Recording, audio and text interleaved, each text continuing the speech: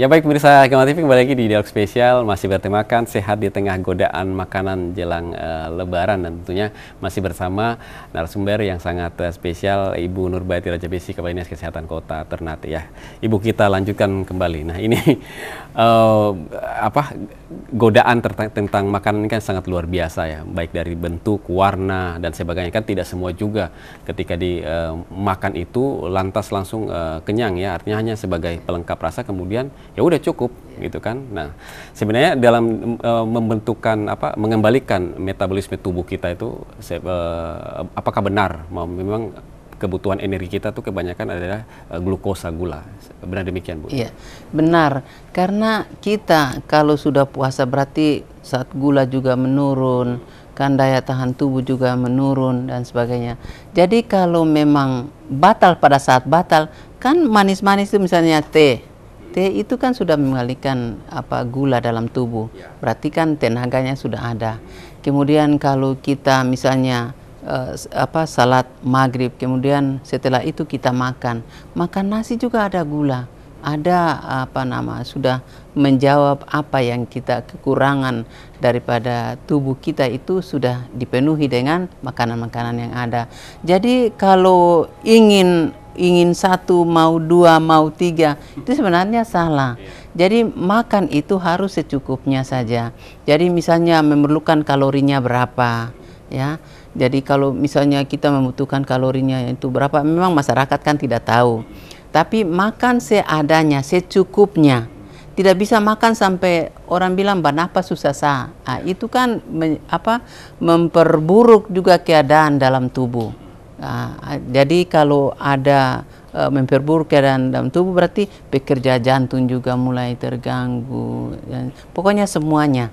Jadi kalau makan itu secukupnya sajalah, tidak bisa melebihi sampai makan sudah tidak, sampai terawih juga serah mau lagi. Ya, tidak mau terawih karena makan suka nyang ini. Ya terawih ini saya sukanya sekali, berarti ini kan berdosa juga. Padahal puasa itu supaya kita bisa menjalankan ibadah puasa itu, makan juga kita harus menjaga tubuh kita. Jadi puasa itu habis kita kembalikan itu juga pelan. Kan tubuh kita ini tidak bisa menerima sesuatu itu langsung, terima banyak-banyak begitu kan, tidak bisa, harus perlahan-lahan. Karena itu makan dan sebagainya itu juga perlu dijaga. Ya, baiklah, ini pentingnya pemirsa Gamal TV, sangat bagus sekali ya untuk kita berbicara tentang makanan ini, bahwa memang di luar sana ada yang mengatakan bahwa puasa ini juga banyak mengeluarkan anggaran ya. Anggaran itu sebenarnya ya itu tadi Ibu katakan, makanan-makanan sebenarnya yang tidak terlalu penting ya kalau kita kaji mengerti tentang pola makan kita, sebenarnya dengan makanan seadanya ya, tadi katakan gula, teh gula hangat itu sudah cukup ya, sudah cukup untuk apalagi dengan kolak dan sebagainya. Baik, luar biasa. Baik Bu, nah kalau menjelang Lebaran ini kan makanan-makanan yang untuk biasanya disiapkan untuk konsumsi jelang Lebaran Idul Fitri itu kan juga sudah mulai marak juga ya. Ibu sudah lihat ada kelihatan seperti itu ya. Jadi makanan untuk Lebaran, karena ini COVID dan sebagainya, orang pembelian juga mulai tidak seperti puasa-puasa yang lalu-lalu. Jadi 2020 juga mulai berkurang, 2021 ini saya lihat juga agak kurang lah. Jadi orang berjualan di sana tuh laku tidak seperti yang lalu-lalu. Nah, ini karena masalah ekonomi. Nah, masalah ekonomi ini itu seperti yang Pak katakan tadi, bahwa makan secukupnya. Itu memang betul. Makan secukupnya sesuai dengan kapasitas tubuh kita. Jadi kita memerlukan makanan itu karbohidratnya berapa ya, supaya kita bisa makan seadanya. Tapi untuk makanan yang lebih berat, misalnya kalau kita sudah sakit gula, sakit, pokoknya sakit yang sudah kita derita.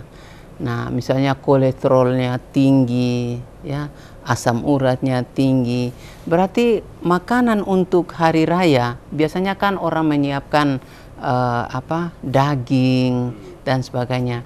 Jadi kita itu upayakan 1 tahun itu 1 kali lah, itu masih bisa dimakan dan sebagainya, itu kan tidak banyak.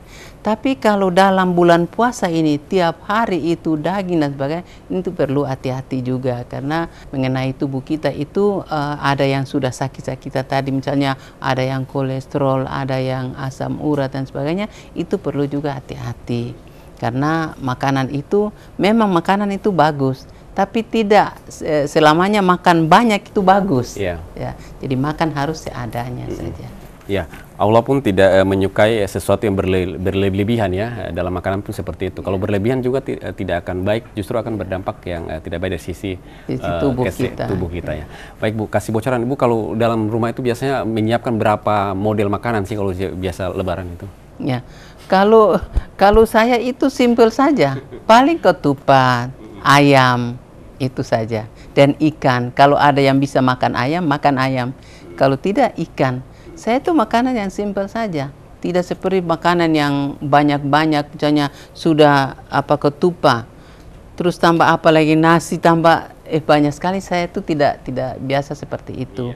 Tapi saya menghimbau kepada masyarakat supaya kalau dalam bulan puasa ini siapkan makanan yang seadanya saja, tidak perlu yang banyak-banyak, yang penting bisa makan dan bisa memberikan tubuh itu fit gitu.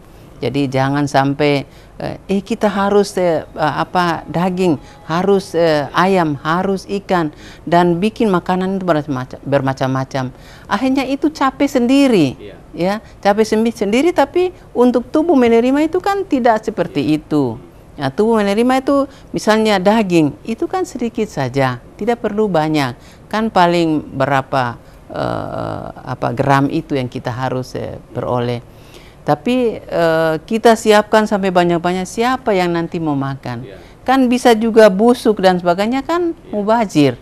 Nah, uang mungkin bisa dipergunakan untuk lain, tapi kita mulai bikin makanan yang ini, kan sama saja kita buang-buang uang dan sebagainya. Jadi kalau boleh, saya menganjurkan kepada masyarakat dan sebagainya, gunakan makanan yang secukupnya saja. Lakukan makanan itu yang bisa dimakan, dan kalau tidak bisa tidak perlu. Kan sekarang ini saya sudah lihat ada yang taruh di di jalan-jalan itu, Ramadan kali ini pintu rumah ditutup, maaf dibuka tapi pintu rumah ditutup. Nah, itu kan artinya itu juga bagus. Kita boleh bermaaf-maafan. Pintu rumah misalnya orang datang Lebaran dan sebagainya. Itu karena untuk mencegah COVID. Nah, bukan berarti mereka tidak mau terima orang yang datang. Mau, tapi jabat tangan ini kan paling takut ini. Karena COVID ini sekarang kan kita tidak bisa berjabat tangan. Kita tidak tahu bahwa saya ini yang mengidap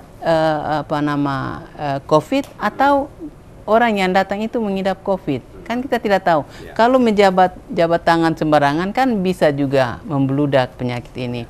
Jadi pemerintah menganjurkan agar Lebaran itu cukup di rumah saja. Tidak perlu lagi bertamu dan sebagainya, itu karena menjaga kesehatan masyarakat. Ya, baik luar biasa. Baik, kita break dulu sebentar Bu ya, masih ada segmen terakhir ya. Saya ingin tahu juga bahwa sebenarnya waktu yang tepat untuk kita mulai mengolah makanan untuk Lebaran itu kapan? Apakah dari sekarang atau kan nanti tunggu H-2 atau H-1 baru kita mulai masak ya? Nanti jawab di segmen berikutnya. Baik, pemirsa Gamal TV, jangan beranjak dulu dari layar kaca Anda. Dialog spesial masih bertemakan sehat di tengah godaan makanan jelang Lebaran, akan kami lanjutkan kembali setelah jeda komersial berikut ini. Tetaplah bersama kami.